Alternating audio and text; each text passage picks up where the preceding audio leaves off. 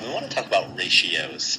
And to do so, we're going to look at these different shapes. So we have some rectangles, some circles, and a triangle. Now, a ratio is when we compare two quantities. Now, quantity is an amount. So first, we're going to compare the squares to the circles, or the rectangles, squares, whatever you would like to call them. So the rectangles / squares to the circles. And to do this, we can actually write a ratio in three different ways. The first way actually looks like a fraction.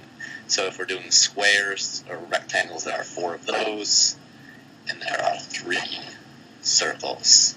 So you can tell that looks like a fraction.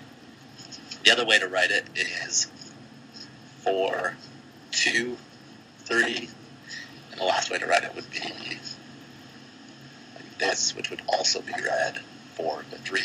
Now you have to notice in all of these, because we're comparing squares to circles, the square, the amount of squares, always comes first. So the 4 always comes first. If it was the other way around, if we put the 3 first, that would be comparing the amount of circles to squares.